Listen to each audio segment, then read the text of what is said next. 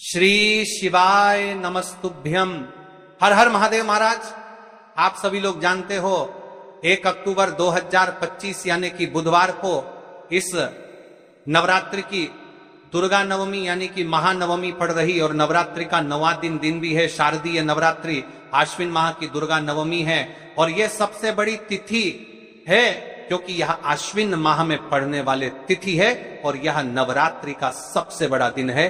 कान खोलकर सुन लो मेरी जीजी और मेरे जी जाओ, जीवन में कितनी भी समस्या चल रही हो दुर्गा नवमी के दिन कर लेना। ये छोटा सा उपाय, हर मनोकामना पूर्ण होगी। देखिए, इस तिथि का सबसे बड़ा और विशेष महत्व होता है और इस दिन माता रानी का 9वां दिन भी है। माता रानी आखिरी दिन आपके जीवन में जो भी समस्या चल रही है, महाराज मात्र तुलसी की लकड़ी का दीपक, एक चुटकी हल्दी, नवरात्रि के इस 9वां दिन बुधवार इस उपाय को अवश्य करना चाहिए। देखिए, ये आश्विन माह की दुर्गा नवमी है और इस नवरात्रि का 9वां दिन है। आप सभी को पता है ये साल में केवल एक बार ही आती है। इस दिन केवल यदि इस एकमात्र उपाय को कर लेते हैं तो महाराज जो भी हमारे जीवन में जो समस्या चल रही है, धन संपदा में कमी, कार्य में वृद्धि न होना, घर में दुख कष्ट, सारी समस्या समाप्त होती है क्योंकि यह उपाय एकमात्र आश्विन मास की दुर्गा नवमी और विशेषकर नवरात्रि में किया जाता है। पूरा साल निकल गया हो, आपने इस उपाय को आज तक किया ही ना हो, तो महाराज विशेषकर मेरी माता बहन नवरात्रि के इस 9वां दिन आश्विन माह की दुर्गा नवमी यानी बुधवार के दिन उपाय को अवश्य कर ले। देखिए, आप सभी जानते हो कि बुधवार यदि कोई उपाय है तो वह तुलसी की लकड़ी का दीपक, एक चुटकी हल्दी वाला उपाय है। सबसे बड़ा दिन किस समय करना है यह बात हम आगे करेंगे। तो देखिए, ये 1 अक्टूबर बुधवार आश्विन माह की दुर्गा नवमी और नवरात्रि का समय आपको इस उपाय को करना है। मेरी कई सारी माताएं बहनें नवरात्रि में व्रत रखती है और पूजा पाठ करती हैं। उनसे विशेषकर निवेदन है, नवरात्रि के पावन पर्व पर एक छोटा सा कार्य रात्रि के समय अवश्य करें। अब देखिए महाराज, यदि आपके घर का कोई भी एक व्यक्ति इस दिन तुलसी की लकड़ी का दीपक, एक चुटकी हल्दी उपाय कर लेता है तो जो भी पूरे घर परिवार में समस्या चल रही है वह सारी समाप्त होती है। भक्तों, शिव महापुराण की कथा में बताया गया है कि आश्विन की दुर्गा नवमी का सबसे बड़ा विशेष महत्व होता है क्योंकि मां दुर्गा हमारे बीच में होती हैं। जैसे कि 1 अक्टूबर नवमी देखिए, नवरात्रि का 9वां दिन और दुर्गा नवमी भी पड़ रही है। यदि हम आश्विन माह में छोटे से छोटा दिन कोई सा भी उपाय करते हैं तो उसका फल तो हमें अवश्य ही मिलता है, लेकिन यदि दुर्गा नवमी पर करें तो उसका फल 100 गुना बढ़ जाता है। और मां दुर्गा विशेष नवरात्रि का 8वां दिन तुलसी की लकड़ी का दीपक, एक चुटकी हल्दी वाला उपाय 1 अक्टूबर बुधवार इस उपाय को अवश्य करें। आप सभी को पता है कि यदि बुधवार के दिन का यदि कोई सा उपाय है तो वह महाराज केवल चावल और हल्दी दीपक वाला उपाय है और ऐसे मौके बार बार नहीं मिलते। देखिए महाराज, यदि हम नवरात्रि के इस विशेष पावन पर्व पर माता रानी के समक्ष और उनके इन विशेष दिनों पर यदि यह हम उपाय करते हैं तो महाराज ये उपाय और विशाल अत्यंत बलशाली हो जाता है तो हमारे जीवन में चल रही कठिनाइयों समाप्त होती है। जैसे कि पितृदोष, काल सर्प दोष, वास्तु दोष, उसी प्रकार से हमें तुलसी की लकड़ी का दीपक, एक चुटकी हल्दी वाला उपाय को करना है। 1 अक्टूबर बुधवार सबसे बड़ा दिन आश्विन माह दुर्गा नवमी और नवरात्रि के 8वां दिन पर करना है। ऐसे मौके बार बार नहीं मिलते, केवल वर्ष में एक बार ये कपड़ीमा से पचरे बंतारमा में बूढ़ा मोरा इस उपाय को करने का मौका मिलता है। देखिए, मेरी कई सारी अन्य माताएं बहनें हैं जिन्होंने इस उपाय को आज तक किया ही ना हो और उन्हें इस उपाय के बारे में पता ही ना हो। तो देखिए, आज की इस कथा से हम आपको जो उपाय बता रहे हैं उस उपाय को आपको नवरात्रि के इस 9वां दिन दुर्गा नवमी वाले दिन आपको इस उपाय को अवश्य करना है क्योंकि यह उपाय केवल विशेष तिथि पर और विशेष पावन पर्व पर ही किए जाते हैं। और देखिए, यदि इस उपाय को आपका घर का कोई एक व्यक्ति भी कर लेता है तो महाराज जी पूरे घर परिवार में चल रही समस्या साथ में समाप्त होती है। सबसे पहले आपको हम इस उपाय का महत्व बता देते हैं।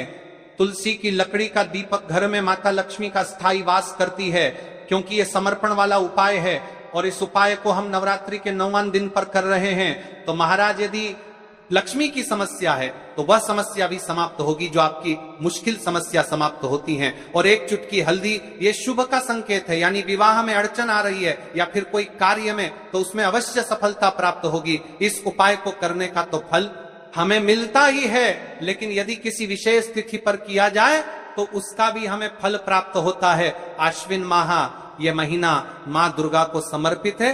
देखिए महाराज जी, हमने हमारी पिछली बार की कई सारी शिव महापुराण की कथाओं में आपको इस उपाय को अच्छे तरीके से बताया भी है और समझाया भी है, लेकिन आज एक बार फिर से हम आपको इस उपाय को समझाएंगे, क्योंकि 1 अक्टूबर बुधवार का दिन सबसे बड़ा और विशेष दिन है।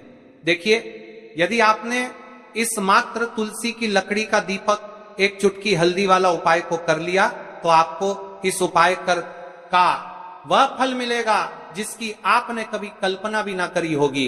देखिए महाराज जी, जो मनोकामना बड़े बड़े पूजा पाठ से पूर्ण नहीं होती, वह केवल इस आश्विन माह की दुर्गा नवमी के दिन, मां दुर्गा का 9वां दिन, तुलसी की लकड़ी का दीपक, एक चुटकी हल्दी, मां दुर्गा का 9वां दिन वाला उपाय को करने से पूर्ण हो जाती है। देखिए, मेरी कई सारी माताएं बहनें हैं जिन्हें पता भी नहीं है कि उनके जीवन में जो समस्या चल रही है उसका कारण क्या है, यानी कि मुख्य कारण क्या है, तरफ चलते किस वजह से यह समस्या है।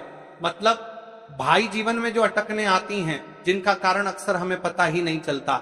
देखिए महाराज, आपके जीवन में जो भी समस्या चल रही है, वह काल सर्प दोष, वास्तु दोष या फिर कोई अन्य समस्या, आपके घर में माता लक्ष्मी का स्थायी वास ना होना, बार बार लड़ाई झगड़ा या फिर विवाद होना, यह सबसे बड़ी समस्या है। तो महाराज, यदि हम माता रानी के इस पावन पर्व पर, इस अश्विन माह में दुर्गा नवमी तिथि के दिन इस उपाय को करते हैं, तो जो भी समस्या चल रही है वह सारी समस्या समाप्त होती है।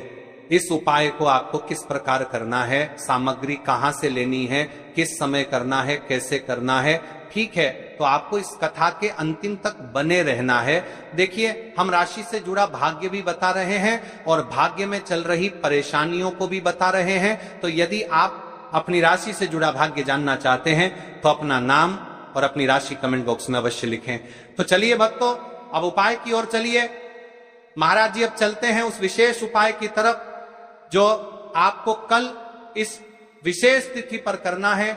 और इस विशेष पावन पर्व पर हम जिस उपाय की चर्चा करने जा रहे हैं वह अत्यंत ही दुर्लभ और शक्तिशाली है। यह उपाय न केवल भक्त की मनोकामनाओं को पूर्ण करता है, बल्कि उसके जीवन के समस्त कष्टों का निवारण भी करता है। उपाय की सामग्री देखिए महाराज, मात्र तुलसी की लकड़ी से बना दीपक, 11 चावल के दाने और 1 चुटकी हल्दी। यह तीनों वस्तुएं देखने में सामान्य प्रतीत होती हैं, परंतु इनका महत्व और शक्ति अद्भुत है। जब इन्हें सही विधि से सच्चे मन और श्रद्धा के साथ शिव मंदिर में प्रयोग किया जाता है, तब यह उपाय अलौकिक परिणाम प्रदान करता है। तो देखिए, तुलसी की लकड़ी का दीपक, 11 चावल के दाने और 1 चुटकी हल्दी। तो सबसे पहले आपको हम दीपक के बारे में बताते हैं। तुलसी की लकड़ी का दीपक, तुलसी माता का वर्णन शास्त्रों में अत्यंत पवित्र माना गया है। तुलसी के बिना कोई भी पूजन अधूरा है। यद्यपि शिव जी को तुलसी अर्पित नहीं की जाती, परंतु तुलसी की लकड़ी का उपयोग जब दीपक के रूप में किया जाता है तो यह विशेष ऊर्जा उत्पन्न करती है। देखिए महाराज जी, अब हम बात कर लेते हैं सबसे पहले उपाय के बारे में। तो देखिए, तुलसी की लकड़ी का दीपक, 11 चावल के दाने और 1 चुटकी हल्दी। तो सबसे पहले आपको हम दीपक के बारे में बताते हैं। तुलसी की लकड़ी का दीपक, तुलसी माता का वर्णन शास्त्रों में अत्यंत पवित्र माना गया है। तुलसी के बिना कोई भी पूजन अधूरा है। यद्यपि शिव जी को तुलसी अर्पित नहीं की जाती, परंतु तुलसी की लकड़ी का उपयोग जब दीपक के रूप में किया जाता है तो यह विशेष ऊर्जा उत्पन्न करती। यह दीपक भक्त की मनोकामना पूरी करने में सहायक होता है। अब देखिए महाराज जी, 11 चावल के दाने का महत्व जानिए। चावल शुद्धता और समर्पण का प्रतीक है। हर दाना अखंडता और पूर्णता का द्योतक है। जब 11 चावल शिवलिंग पर अर्पित किए जाते हैं तो यह 11 इंद्रियों का नियंत्रण और शुद्धिकरण करता है।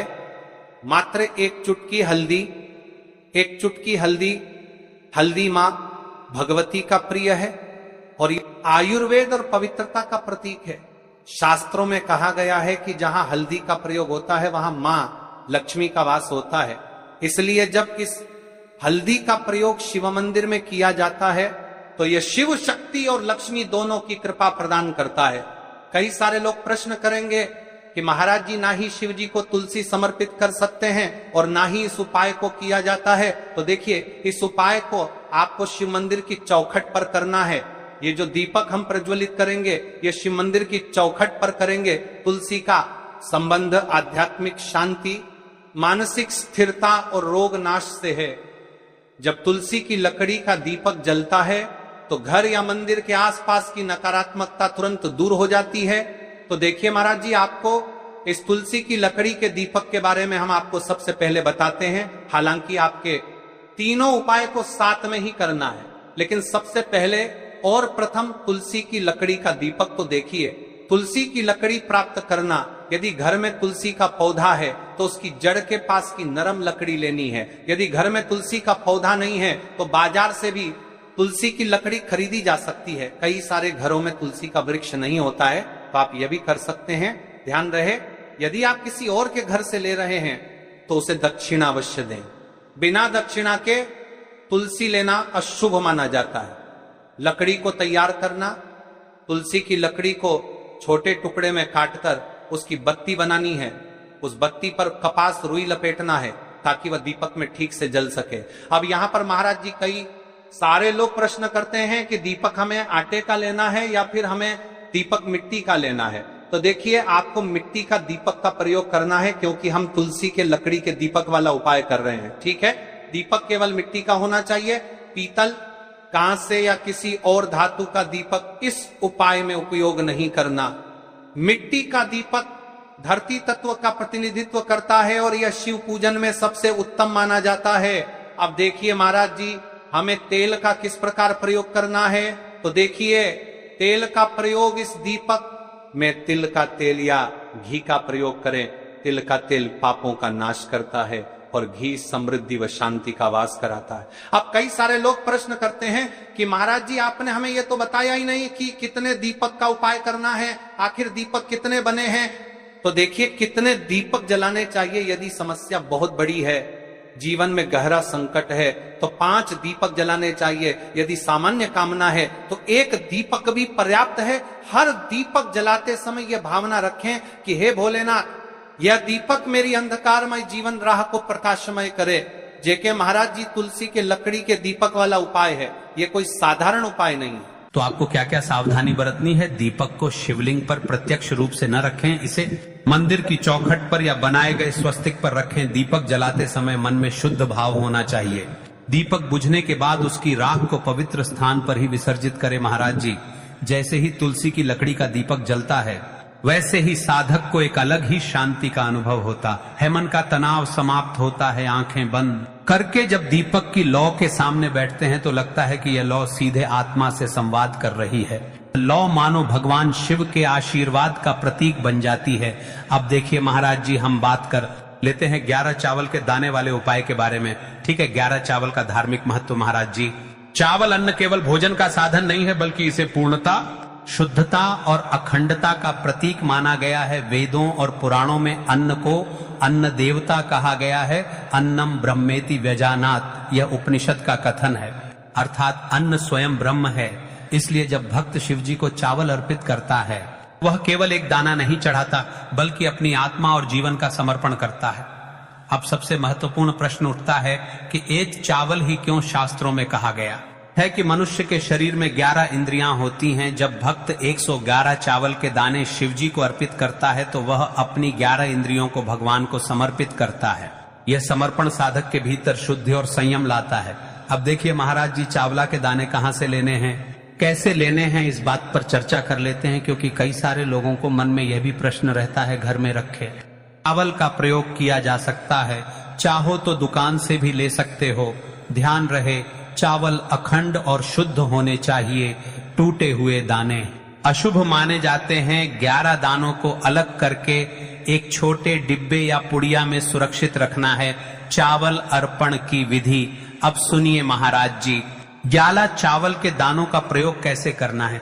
अब देखिए महाराज जी, जैसे ही आपके चावल के दाने आप एक पुड़िया में रख लेते हैं, अब आपको शिव मंदिर में जाकर के इस उपाय को करना है। तो देखिए, आप एकदम स्वच्छ जल से नाहट होकर के शिव मंदिर पहुंचे और को इस उपाय को करना है। तो देखिए, कई सारी मेरी अन्य माताएं बहनें रहती हैं जो शिव मंदिर में जाति से ही दूसरी अन्य माता बहनों से सामग्री मांगने लगते हैं, जैसे कि ओ जीजी अपने बेलपत्र लाए हो क्या, एक दिन आज मैं लाना भूल गई, वह जीजी थोड़े से फूल दे दो। तो देखिए, आपको शिव मंदिर में जाकर के यह नहीं करना है, आप सिर्फ अपनी सामग्री से उपाय कीजिए और घर आ जाइए। ठीक है, जब मंदिर जाए सबसे पहले शिवलिंग पर गंगा जल या शुद्ध जल चढ़ाए, AUM नमः शिवाय का जप करते हुए शिवलिंग का ध्यान करें।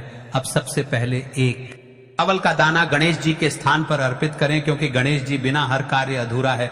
इसके बाद शेष 11 दानों को एक एक करके शिवलिंग पर अर्पित करें। हर दाना चढ़ाते समय मन में एक एक प्रार्थना करें। जैसे पहला दाना है शिव, मेरे जीवन से रोग दूर करो। दूसरा दाना है महादेव, मेरे घर में सुख समृद्धि लाओ। तीसरा दाना है भोलेनाथ, मेरे संतानों को रक्षा दो। चौथा दाना नौकरी में सफलता दो। पांचवा दाना मेरे परिवार में एकता बनी रहे।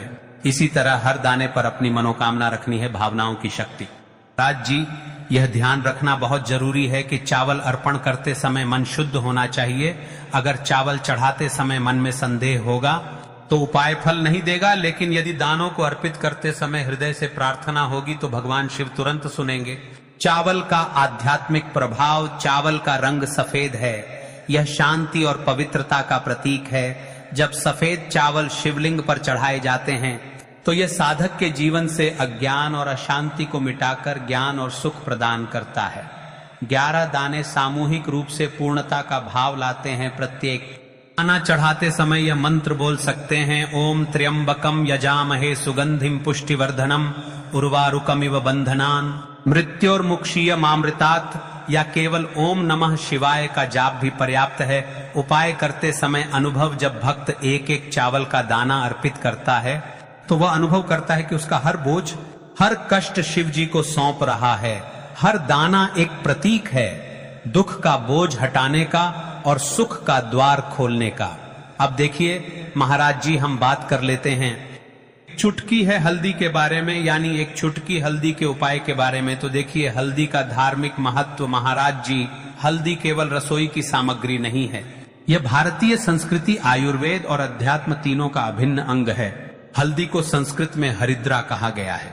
हरिद्रा शब्द का अर्थ है जो हर ले, रोग और अशुभता को दूर कर दे। शास्त्रों और पुराणों में हल्दी को मां लक्ष्मी का स्वरूप माना गया है। जहां हल्दी होती है वहां समृद्धि, सौभाग्य और सकारात्मक ऊर्जा का वास होता है। शादी